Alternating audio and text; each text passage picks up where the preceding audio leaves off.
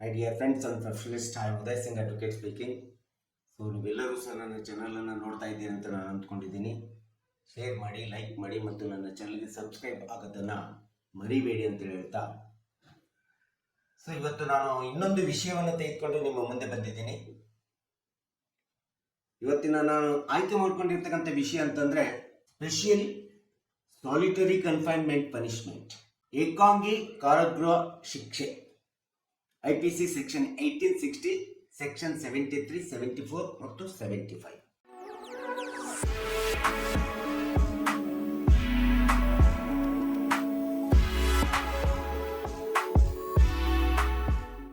IPC 1860 ನಾವು ನೋಡ್ತಾ ಹೋದಾಗ ಬಹಳಷ್ಟು ವಿಧವಾದಂತ different types of the kinds of the punishments ಗಳನ್ನ ನಾವು ನೋಡ್ತಾ ಇದೀವಿ.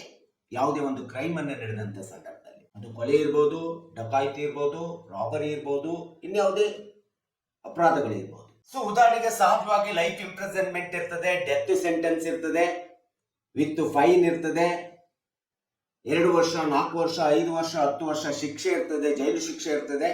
ಸೊ ಶಿಕ್ಷೆ ಮತ್ತು ಜೈಲು ಶಿಕ್ಷೆ ಮತ್ತು ಫೈನ್ ಇವೆಲ್ಲವೂ ಸಹ ಇರುತ್ತೆ. ಈ ರೀತಿ ವಿವಿಧವಾದಂತ ಒಂದು ಹಲವಾರು ವಿಧವಾದಂತ ಪನಿಷ್ಮೆಂಟ್ ಅನ್ನ IPC ಸೆಕ್ಷನ್ ನಲ್ಲಿ ನ್ಯಾಯಾಲಯ ಕೊಡ್ತಕ್ಕಂಥದ್ದನ್ನ ನಾವು ನೋಡ್ತಿದೀವಿ, ಶಿಕ್ಷೆ ವಿಧಿಸತಕ್ಕಂಥದ್ದು ನಾವು ನೋಡ್ತೀವಿ ಈ ಒಂದು ಸೆಕ್ಷನ್ಸ್ ಗಳ ಪ್ರಕಾರ. ಸೊ ಭಾರತೀಯ ದಂಡ ಸಂಹಿತೆ 1860 ನಾವು ನೋಡ್ತಾ ಹೋದ್ರೆ ಸೆಕ್ಷನ್ 73, 74 ಮತ್ತು 75 ಈ ಸೆಕ್ಷನ್ಸ್ ಗಳು ವಿಶೇಷವಾಗಿ ಪನಿಷ್ಮೆಂಟ್ ಫಾರ್ ಸಾಲಿಟರಿ ಕನ್ಫೈನ್ಮೆಂಟ್ ಅಂತ ಹೇಳ್ತೀವಿ ನಾವು. ಏಕಾಂಗಿ ಕಾರಾಗೃಹ ಜೈಲು ಶಿಕ್ಷೆ ಅಂತ ಹೇಳ್ತಾರೆ ಅದಕ್ಕೆ.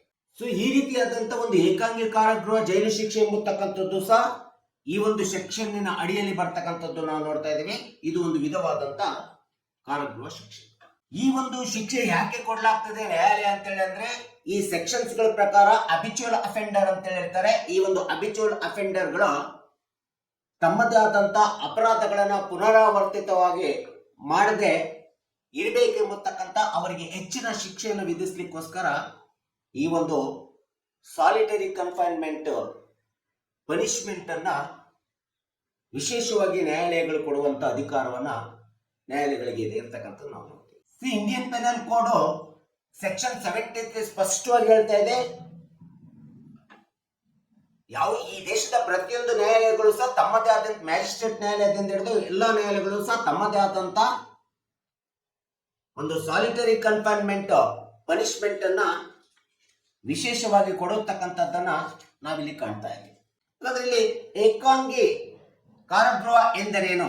ಯಾವುದೇ ಒಬ್ಬ ವ್ಯಕ್ತಿ ಅಪರಾಧವನ್ನ ಎಸಗಿ ಅಥವಾ ಆರೋಪಕ್ಕೆ ಒಳಗಾಗಿ ಶಿಕ್ಷೆಗೆ ಒಳಗಾದಂತ ಸಂದರ್ಭದಲ್ಲಿ ಅವನು ನ್ಯಾಯಪಾಲನೆಯ ನಿಯಮಗಳನ್ನು ಅನುಸರಿಸಬೇಕಾಗುತ್ತದೆ. ಆ ರೀತಿ ನ್ಯಾಯಪಾಲನೆಯ ನಿಯಮಗಳನ್ನು ಅನುಸರಿಸುವಂತ ವ್ಯಕ್ತಿಗೆ ಎಲ್ಲ ಮಾನವ ಸಂಪರ್ಕದಿಂದ ಪ್ರತ್ಯೇಕ ಮಾಡಿಬಿಟ್ಟು ಜೈಲಿನ ಸಿಬ್ಬಂದಿಗಳಿಗಷ್ಟೇ ಸಂಪರ್ಕ ಹೊಂದಿರುವಂತ ರೀತಿಯಲ್ಲಿ ಶಿಕ್ಷೆಯನ್ನು ವಿಧಿಸತಕ್ಕಂಥದ್ದೇ ಸಾಲಿಟರಿ ಕನ್ಫೈನ್ಮೆಂಟ್ ಅಂತ ಹೇಳ್ತೀವಿ, ಅಥವಾ ಏಕಾಂಗಿ ಕಾರಾಗೃಹ ಜೈಲು ಶಿಕ್ಷೆ ಅಂತೇಳಿ ನಾವು ಕರೀತಕ್ಕಂಥದ್ದನ್ನ ನಾವು ನೋಡ್ತಾ ಇದ್ದೀವಿ. ಇಂಥ ಒಂದು ಏಕಾಂಗಿ ಕಾರಾಗೃಹ ಜೈಲು ಶಿಕ್ಷೆ ಒಂದು ವೇಳೆ 6 ತಿಂಗಳವರೆಗೆ ಶಿಕ್ಷೆ ಒಳಪಟ್ಟಂತ ಅಪರಾಧವಾಗಿದ್ರೆ ಅಂತ ಒಂದು ಅಪರಾಧಿಯನ್ನ ಅಥವಾ ಆರೋಪಿಯನ್ನ ಸಹಜವಾಗಿ 1 ತಿಂಗಳವರೆಗೆ ಸಾಲಿಟರಿ ಕನ್ಫೈನ್ಮೆಂಟ್ ಪನಿಷ್ಮೆಂಟ್ ಅನ್ನು ಕೊಡ್ತಾರೆ.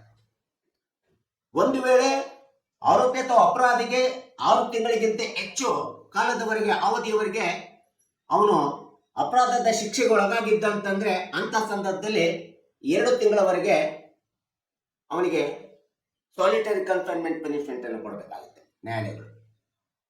ಒಂದು ವೇಳೆ ಶಿಕ್ಷೆ 1 ವರ್ಷ ಅವಧಿಗಿಂತ ಹೆಚ್ಚಿನದಾಗಿತ್ತು ಅಥವಾ 2 ವರ್ಷ ಇತ್ತು ಅಂತೇಳಿ ಕಂಡು ಬಂದಂತ ಸಂದರ್ಭದಲ್ಲಿ ಅಂತ ಒಂದು ಅಪರಾಧದ ವ್ಯಾಪ್ತಿಯೊಳಗಡೆ ಯಾವುದೇ ಒಬ್ಬ ಆರೋಪಿ ಅಪರಾಧಿ ಬಂದಂತ ಸಂದರ್ಭದಲ್ಲಿ ಅವನಿಗೆ ಸುಮಾರು 3 ತಿಂಗಳವರೆಗೆ ಏಕಾಂಗಿ ಕಾರಾಗೃಹ ಜೈಲು ಶಿಕ್ಷೆಯನ್ನು ಕೊಡತಕ್ಕಂಥದ್ದು, ಏಕಾಂಗಿ ಕಾರಾಗೃಹ ಶಿಕ್ಷೆಯನ್ನ ಕೊಡತಕ್ಕಂಥದ್ದು ನ್ಯಾಯಾಲಯಗಳಿಗೆ ಇವತ್ತು ಅಧಿಕಾರ ಇರ್ತಕ್ಕಂಥದ್ದನ್ನು ನಾವು ನೋಡ್ತೀವಿ. ಇದು ಒಂದು ವಿಶೇಷವಾದಂತ ಪನಿಷ್ಮೆಂಟ್ ಅಂತ ಹೇಳಿ ಸಹ ನೋಡ್ಬೇಕಾಗುತ್ತೆ. ವಿಶೇಷವಾಗಿ ಏಕಾಂಗಿ ಕಾರಾಗೃಹ ಶಿಕ್ಷೆಯನ್ನು ಕೊಡಬೇಕಾದ್ರೆ ಸಾಮಾನ್ಯ ಒಂದು ಅಪರಾಧಗಳಿಗಿಂತ ತುಂಬಾ ಗಂಭೀರವಾಗಿರ್ತಕ್ಕಂಥ, ತುಂಬಾ ಸೂಕ್ಷ್ಮವಾಗಿರ್ತಕ್ಕಂಥ, ಗಂಭೀರವಾಗಿರ್ತಕ್ಕಂಥ ಅಪರಾಧಗಳಲ್ಲಿ ಈ ಒಂದು ಸಾಲಿಟರಿ ಕನ್ಫೈನ್ಮೆಂಟ್ ಕೊಡ್ತಕ್ಕಂಥದ್ದು ನಾವು ನೋಡ್ತಾ ಇದ್ದೀವಿ. ಆದ್ರೆ ಒಂದು ನೆನ್ಪಿಟ್ಕೋಬೇಕಾಗುತ್ತೆ, ಇಂಥ ಒಂದು ಸಾಲಿಟರಿ ಕನ್ಫೈನ್ಮೆಂಟ್ ಶಿಕ್ಷೆಯನ್ನು ಕೊಡುವಂತ ಸಂದರ್ಭದಲ್ಲಿ ಈ ಒಂದು ಶಿಕ್ಷೆ ನಿರಂತರವಾಗಿರಬಾರದು.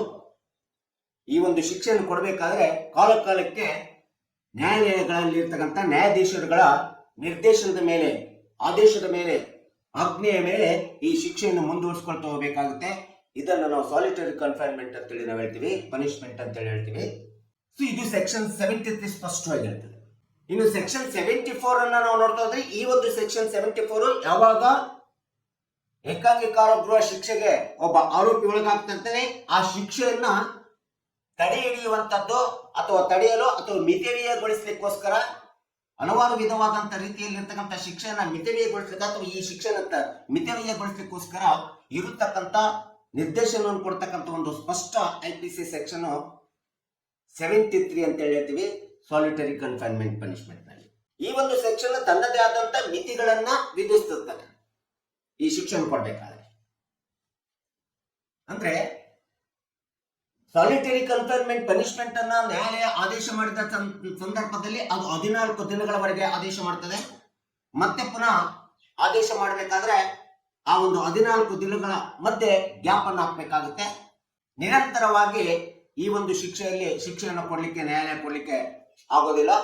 ಈ ಒಂದು 14 ದಿನ ಮುಗಿದ ನಂತರ ಮತ್ತೊಮ್ಮೆ ಆ ಒಂದು ಶಿಕ್ಷೆ ಮುಂದುವರಿಸಬೇಕಾದ್ರೆ ನ್ಯಾಯಾಲಯದ ಮಾರ್ಗದರ್ಶನ, ನ್ಯಾಯಾಲಯದ ಆದೇಶವನ್ನ ಪಡ್ಕೊಳ್ಳೇಬೇಕಾಗುತ್ತೆ. ಆ ರೀತಿ ನ್ಯಾಯಾಲಯ ಆಜ್ಞೆ ಮಾಡಿದಂತ ಸಂದರ್ಭದಲ್ಲಿ ಮತ್ತೆ ಪುನಃ ಏಕಾಂಗಿ ಕಾರಾಗೃಹ ಶಿಕ್ಷೆಯನ್ನ ಮುಂದುವರಿಸಬೇಕಾಗುತ್ತೆ. ಸೊ ಇದು ನಿರಂತರವಾಗಿ ಈ ರೀತಿ ಗ್ಯಾಪ್ ಹಾಕಿ ನಿರಂತರವಾಗಿ 3 ತಿಂಗಳವರೆಗೆ ಏಕಾಂಗಿ ಕಾರಾಗೃಹ ಶಿಕ್ಷೆಯನ್ನ ಪ್ರತಿಯೊಂದು ನ್ಯಾಯಾಲಯಗಳು ಕೊಡ್ತಕ್ಕಂಥದ್ದನ್ನ ನಾವಿಲ್ಲಿ ಕಾಣ್ತಾ ಇದ್ದೀವಿ.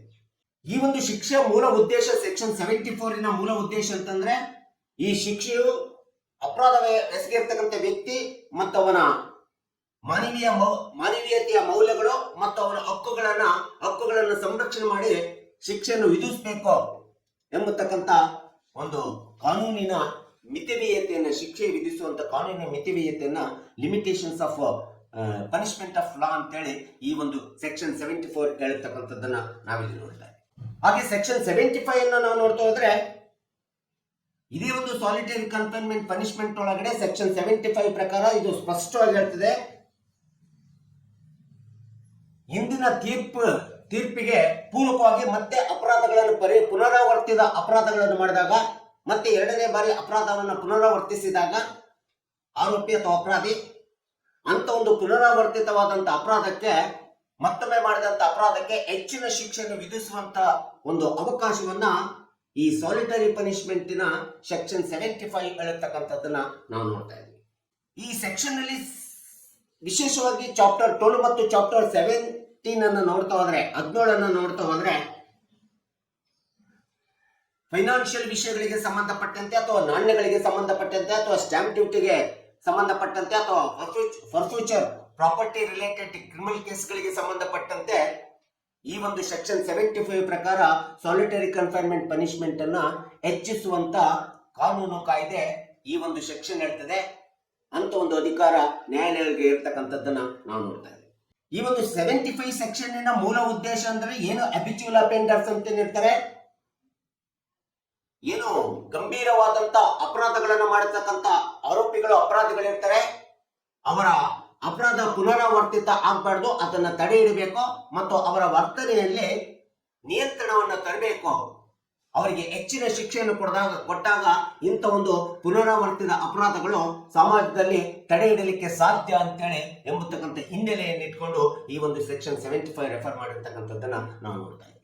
ಯಾವಾಗ ಒಬ್ಬ ವ್ಯಕ್ತಿ ಒಂದು ಶಿಕ್ಷೆಯನ್ನ ಮಾಡಿ ಮತ್ತೆ ಪುನರಾವರ್ತಿತ ಮತ್ತೊಮ್ಮೆ ಒಂದು ಶಿಕ್ಷೆಯನ್ನು ಅನುಭವಿಸಿ ಮತ್ತೆ ಅದೇ ಒಂದು ಪುನರಾವರ್ತಿತ ಅಪರಾಧಗಳನ್ನು ಮಾಡ್ತಾ ಹೋದಾಗ ಅಂತ ಸಂದರ್ಭದಲ್ಲಿ ಮತ್ತೆ ಅವನಿಗೆ ಹೆಚ್ಚಿನ ಶಿಕ್ಷೆಯನ್ನು ವಿಧಿಸಲಿಕ್ಕೆ ಈ ಒಂದು 75 ಸೆಕ್ಷನ್ ತುಂಬಾ ಅನುಕೂಲ ಆಗಿರ್ತಕ್ಕಂಥದ್ದನ್ನು ನಾವಿಲ್ಲಿ ಕಾಣಬೇಕಾಗುತ್ತೆ. ಯಾವಾಗ ಒಬ್ಬ ವ್ಯಕ್ತಿ ಒಂದು ಅಪರಾಧವನ್ನ ಮಾಡಿ ಮತ್ತೆ ಪುನಃ ಹೆಚ್ಚಿನ ಅಪರಾಧವನ್ನ ಮಾಡ್ತಾರೆ, ಆ ಸಂದರ್ಭದಲ್ಲಿ ಅವನಿಗೆ ಹೆಚ್ಚಿನ ಅಪರಾಧ ಮಾಡಿದಂಥದ್ದಕ್ಕೆ ಶಿಕ್ಷೆಯನ್ನು ಕೊಡ್ಲಿಕ್ಕೆ ಇರುವಂತ ಒಂದು ಪ್ರತಿಫಲವಾದಂತ ಸೆಕ್ಷನ್ ಅಂತಂದ್ರೆ IPC 1860 ಸೆಕ್ಷನ್ 75, ಅದು ಸಾಲಿಟರಿ ಕನ್ಫೈನ್ಮೆಂಟ್ ಪನಿಷ್ಮೆಂಟ್ ಒಳಗಡೆ ನಾವು ನೋಡ್ತಾ ಇದ್ದೀವಿ. ಸೊ ಈ ರೀತಿಯಾದಂಥ ಒಂದು ಏಕಾಂಗಿ ಕಾರಾಗೃಹ ಶಿಕ್ಷೆ ಎಂಬತಕ್ಕಂಥದ್ದು ಇದು ಸಹ ಒಂದು ಸಾಮಾನ್ಯವಾಗಿ ವಿಶೇಷವಾಗಿ ನಾವು ಹಲವಾರು ವಿಧವಾದಂಥ ಶಿಕ್ಷೆಗಳಲ್ಲಿ IPC ಸೆಕ್ಷನ್ 73, 74 ಮತ್ತು 75 ಹೇಳ್ತಕ್ಕಂಥದ್ದು ನಾವು ನೋಡ್ತಾ ಇದ್ದೀವಿ. ಈಗ 73 ಸ್ಪೆಷಲ್ ಸಾಲಿಟರಿ ಕನ್ಫೈನ್ಮೆಂಟ್ ಬಗ್ಗೆ ವಿವರಣೆ ಹೇಳಿದ್ರೆ, ಸೆಕ್ಷನ್ 74 ಈ ಒಂದು ಶಿಕ್ಷೆಯನ್ನು ಹೇಗೆ ಮಿತಿಗೊಳಿಸಬೇಕು ಎಂಬತಕ್ಕಂಥ ಒಂದು ವಿವರಣೆ ವಿಶ್ಲೇಷಣೆ ಕೊಡ್ತದೆ. ಹಾಗೆ 75 ಪುನರಾವರ್ತಿತ ಸ್ವಭಾವದ ಶಿಕ್ಷೆಗಳಿಗೆ ಅಪರಾಧಗಳಿಗೆ ಹೆಚ್ಚಿನ ಶಿಕ್ಷೆಯನ್ನ ಹೇಗೆ ಕೊಡಬೇಕು ಎಂಬತಕ್ಕಂಥದ್ರ ಬಗ್ಗೆ ವಿವರಣೆಯನ್ನು ಸೆಕ್ಷನ್ 75 ಹೇಳ್ತದೆ. ಈಗ IPC ಸೆಕ್ಷನ್ ಒಳಗಡೆ 73, 74, 75 ಏಕಾಂಗಿ ಕಾರಾಗೃಹದ ಪನಿಷ್ಮೆಂಟ್ ಬಗ್ಗೆ, ಶಿಕ್ಷೆ ಬಗ್ಗೆ ಹೇಳ್ತಕ್ಕಂಥದ್ದನ್ನ ನೀವುಗಳೆಲ್ಲರೂ ಮತ್ತು ಕಕ್ಷಿದಾರರು, ಸಾರ್ವಜನಿಕರು ನಮಗೆಲ್ಲರಿಗೂ ಸಹ ಒಂದಿಷ್ಟು ಗೊತ್ತಾಗಲಿ ಎಂಬತಕ್ಕಂಥ ಹಿನ್ನೆಲೆಯನ್ನು ಇಟ್ಕೊಂಡು ನಾನು ಈ ವಿಡಿಯೋನಾಗಿ ಮಾಡಿದ್ದೀನಿ. ಸೊ ಈ ರೀತಿ ಸಾಲಿಟರಿ ಕನ್ಫೈನ್ಮೆಂಟ್ ಪನಿಷ್ಮೆಂಟ್ ವಿಡಿಯೋ ನಿಮಗೆ ಇಷ್ಟ ಆಗಿದ್ರೆ ದಯವಿಟ್ಟು ನನ್ನ ವಿಡಿಯೋನ ಶೇರ್ ಮಾಡಿ, ಲೈಕ್ ಮಾಡಿ, ಕಮೆಂಟ್ ಮಾಡಿ ಮತ್ತು ನನ್ನ ವಿಡಿಯೋಗೆ ಸಬ್ಸ್ಕ್ರೈಬ್ ಆಗೋದನ್ನ ಮರಿಬೇಡಿ ಅಂತ ಹೇಳ್ತಾ ಇವತ್ತಿನ ವಿಡಿಯೋಕ್ಕೆ ವಿರಾಮವನ್ನು ಹೇಳ್ತೀನಿ. ಇನ್ನೊಂದು ವಿಷಯವನ್ನು ತೆಗೆದುಕೊಂಡು ನಾನು ನಿಮ್ಮ ಮುಂದೆ ಬರ್ತೀನಿ. ಜೈ ಕರ್ನಾಟಕ.